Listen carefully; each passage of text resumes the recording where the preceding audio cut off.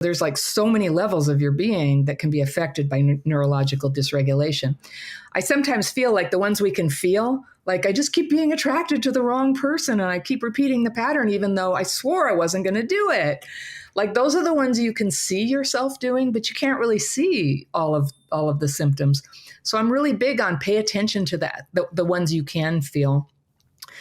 Like when I'm dysregulated, the tip of my nose feels numb. And that is such good information because then I know I'm slipping into it. And when I'm dysregulated, I know don't say anything, don't make big decisions, don't drive a car.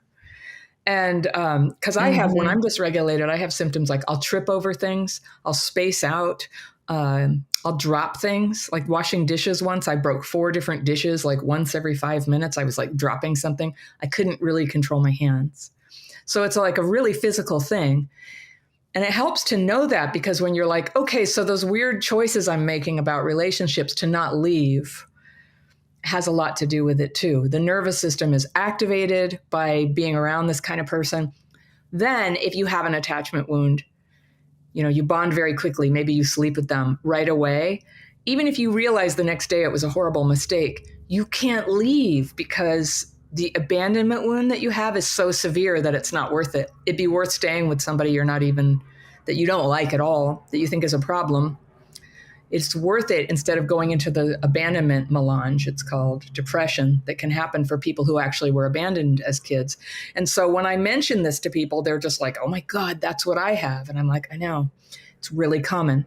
And everybody's psychologized it and kind of blamed us. And it's like, it's a totally normal symptom pattern for people who grew up with something abnormal, which is not being cared for by a parent, by their moms and dads.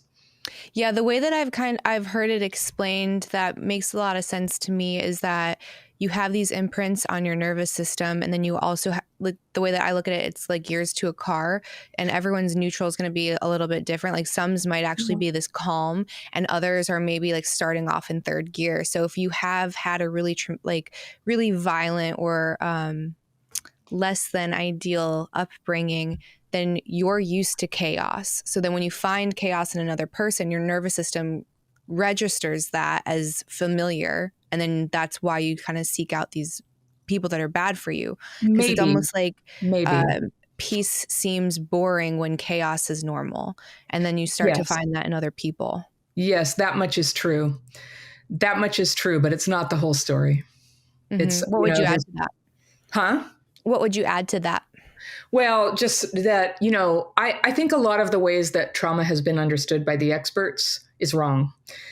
That they don't have it. So what it looks like from the outside is like, oh, we're making conscious choices. And then they think, well, if I made a choice like that, what could motivate me? Well, maybe I'd be trying to recreate my childhood or trying to correct it this time.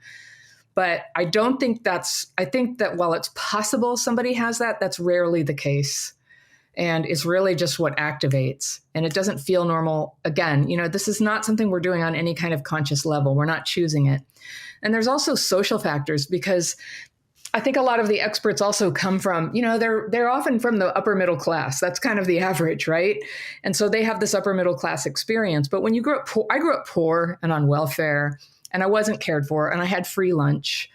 And I had a lot of factors. Like I couldn't invite people home because my mom might walk in drunk and really inappropriate.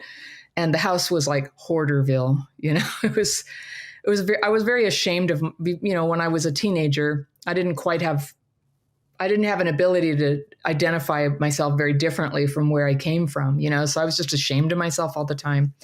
So you have these things kind of working against you.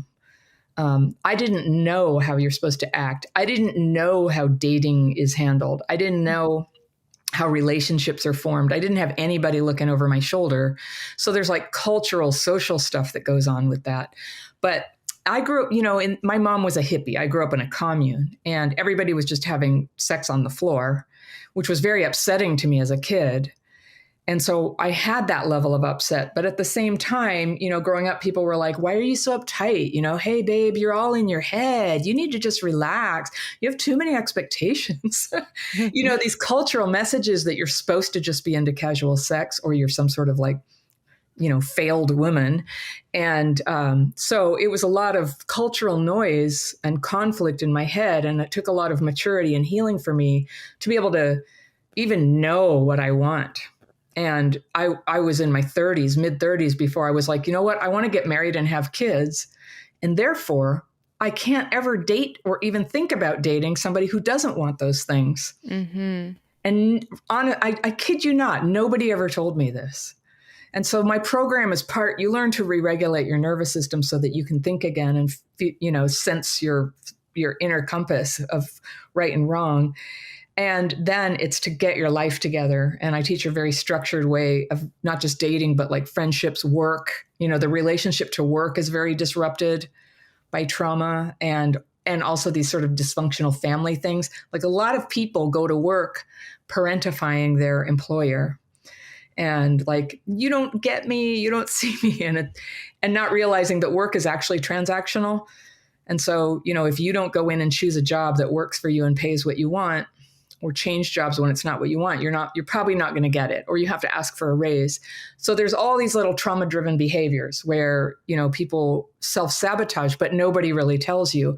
And for me, a lot of it was because the rule book is written by people who are of a social class where they just think this stuff is by osmosis.